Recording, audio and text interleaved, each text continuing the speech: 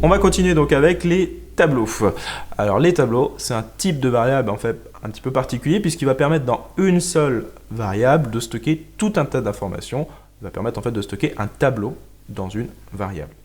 Alors pour faire ça, on va commencer par créer un nouveau fichier. Moi je l'ai appelé tableau.php, pas très original. Et puis donc on va se créer un tableau qui va contenir tous nos jeux vidéo. Alors pour cela, j'écris $jeu. Pour dire à PHP c'est une variable de type tableau, j'ouvre un crochet et je le ferme aussitôt pour l'instant.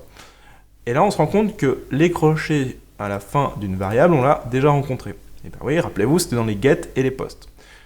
Ce que je ne vous ai pas dit qu'on a étudié les get et les post, c'est que c'était des variables de type tableau. On verra un petit peu plus tard au cours de la vidéo le sujet donc des get et des post. Alors pour l'instant, on s'intéresse donc à nos jeux et on va dire que j'ai un tableau donc qui contient tous mes jeux vidéo et je vais stocker mon premier jeu. Donc je vais lui dire que le premier jeu, il est égal à, par exemple, Mario. Ensuite, je vais lui dire ajoute un deuxième jeu à mon tableau, par exemple Zelda. Voilà, et puis un troisième jeu, Rayman par exemple. Alors, on se rend compte là que on lui dit à chaque fois qu'il y a donc une variable jeu avec des crochets, donc de type tableau, et on lui affecte à chaque fois des valeurs. Alors, au tout début qu'on avait étudié les variables, je vous avais dit, si vous faites ça, si vous écrivez à nouveau le nom de la variable avec une nouvelle valeur, il écrasait la valeur précédente. Et ce n'est pas le cas avec les tableaux, c'est une exception. Si vous faites ça, il va bien ajouter une colonne dans votre tableau. Donc maintenant, si on souhaite afficher un des jeux vidéo de notre tableau, il va falloir faire un écho de jeu. Et entre crochets, on va lui indiquer le numéro du jeu.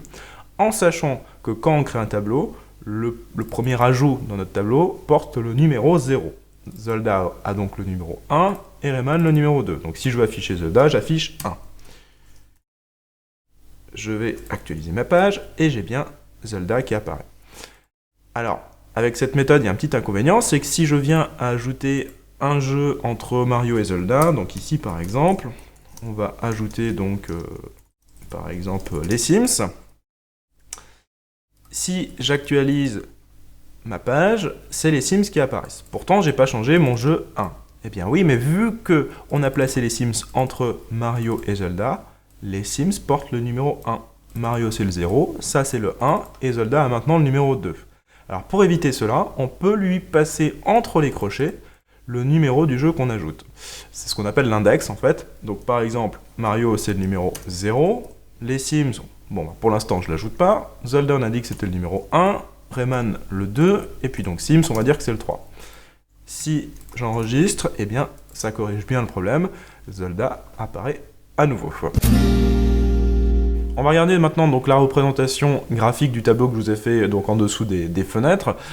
Si on regarde, ce qui n'est pas terrible, c'est que le nom des colonnes, c'est en fait notre index, c'est-à-dire 0, 1 ou 2. Donc ce qui aurait été mieux, c'est qu'on renomme les noms des colonnes avec à quoi ça correspond. Donc pour cela, on va imaginer un autre tableau. Donc voici notre représentation. On s'intéresse donc maintenant à Mario en détail et on veut savoir que le type de Mario, c'est un jeu de plateforme. Ensuite, on a le type de console, c'est Nintendo. Et puis le type de public, c'est tout public. Donc pour faire ce tableau avec des colonnes qui ont des noms, donc type, console et public, c'est presque la même chose. On va écrire donc qu'on crée un tableau. Donc là, on va l'appeler Mario, vu que c'est vraiment les spécificités, les caractéristiques de Mario. Donc on crée notre tableau Mario. On lui dit donc entre crochets que la première colonne a le nom type, et on lui donne donc une valeur. Donc là, on avait dit, c'est plateforme. Voilà. Ensuite, ma deuxième colonne, c'est donc console. Et donc, là, on avait dit Nintendo. Et enfin, donc, dernière propriété de notre tableau Mario, c'est donc le public. Et là, ça s'adresse à tous. Voilà. Maintenant, même principe, si je veux afficher une information en provenance de mon tableau Mario, je fais écho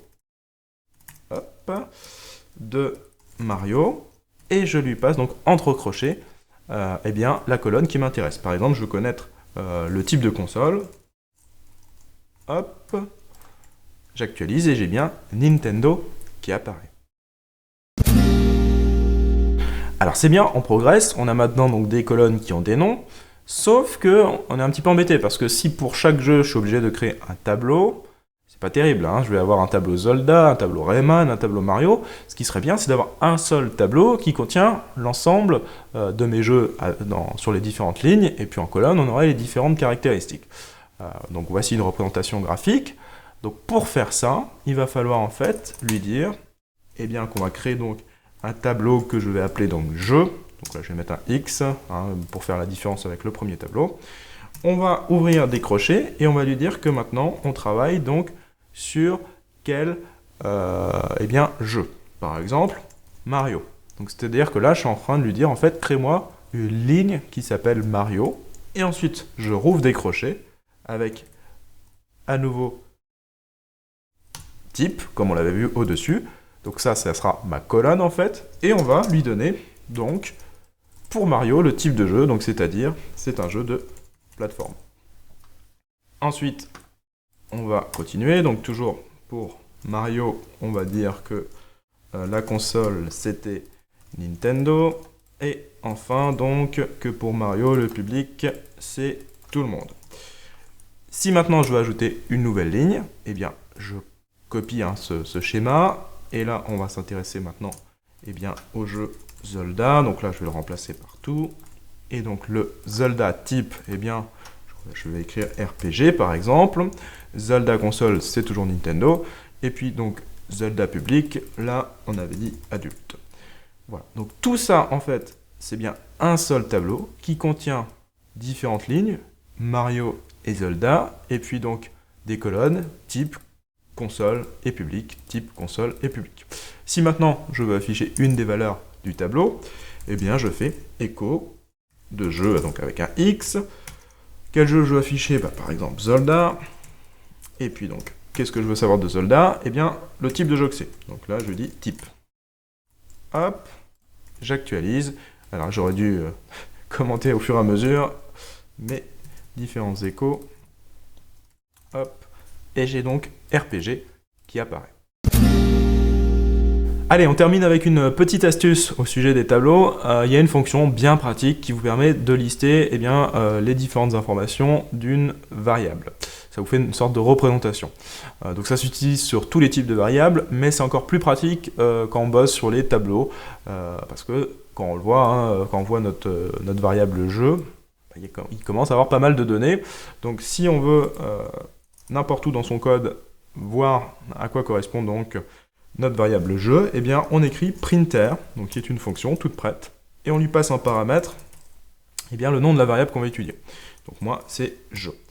Pas besoin de faire de écho devant le printer, c'est lui directement qui va afficher la représentation. Donc j'actualise, et là, eh bien, on se rend compte que donc, la variable jeu, eh bien, c'est un array, donc un tableau, qui contient donc une ligne Mario, qui elle-même est en fait un tableau. Alors il considère que nos trois colonnes, c'est à nouveau un tableau, donc un tableau qui contient type, plateforme, console Nintendo et public tous. Et puis ensuite on a donc une deuxième ligne, Zelda, avec à nouveau un tableau qui contient donc type, console et public.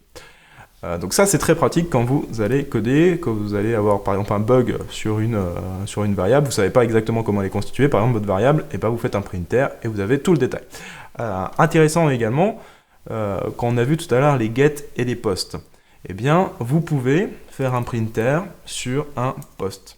Parce qu'en fait post c'est bien une variable de type tableau en fait, c'est-à-dire que quand on envoie notre formulaire avec tous ces champs, en fait PHP envoie un tableau qui contient toutes les données. Donc vous pouvez ensuite faire un printer sur la variable post ou get et vous aurez le détail, la représentation comme ici avec vos différents champs.